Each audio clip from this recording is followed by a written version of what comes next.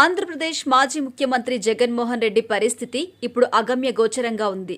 సిద్ధం మళ్లీ గెలుస్తాం, సీఎంగా తన ప్రమాణ స్వీకారం వైజాగ్లోనే అని తెగ శపథాలు చేసిన జగన్ ఇప్పుడు 11 మంది ఎమ్మెల్యేలతో ప్రతిపక్ష హోదాని కూడా కోల్పోయారు. సరే, రాజకీయాల్లో గెలుపు ఓటములు సహజమే. ఈ 5 ఏళ్లు ప్రజలు తమ నుంచి ఏం కోరుకుంటున్నారో తెలుసుకొని మళ్లీ అధికారంలోకి వద్దాం అని పార్టీ నేతలతో చెప్పారు జగన్.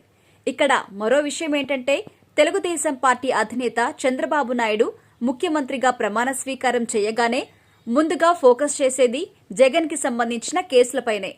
ఆల్రెడీ ఈ నెలలోనే జగన్ సిబిఐ కేసులకి సంబంధించి మళ్లీ విచారణ మొదలు కాబోతుంది. అక్రమ ఆస్తుల కేసులో బెయిల్ రద్దు కూడా అయ్యే అవకాశం కనిపిస్తోంది. ఈ నేపథ్యంలో ఒకవేళ జగన్ జైలుకు వెళ్తే పార్టీ పరిస్థితి ఏంటి అనే చర్చ పార్టీ నేతల్లో ఆల్రెడీ మొదలైపోయింది.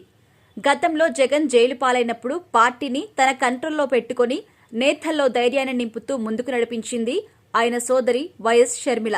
మరి ఇప్పుడు జగన్ జైలుకు వెళ్తే పార్టీని మునుపటిలా నడిపించేందుకు షర్మిల కూడా లేదు.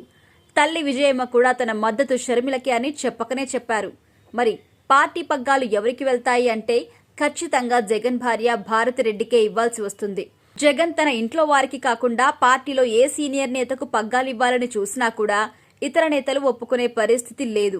పోనీ భారతిరెడ్డికి పార్టీ పగ్గాలు ఇవ్వాలంటే ఆమె మాట పార్టీలో వినేవారు తక్కువ మందే ఉన్నారు.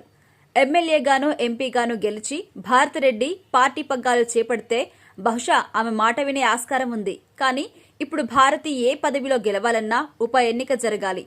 ఇప్పుడు ఉప ఎన్నిక జరిగే పరిస్థితి లేదు. కాబట్టి జగన్ తన ఎమ్మెల్యే పదవికి రాజీనామా చేసి పులివెందులలో ఉప ఎన్నిక జరిగేలా చేసి తన స్థానంలో భారతిని నిలబెట్టి గెలిపించే అవకాశాలు ఉన్నట్టుగా వైసీపీలో చర్చలైతే జరుగుతున్నాయి. మరి చూడాలి ఏం జరుగుతుందో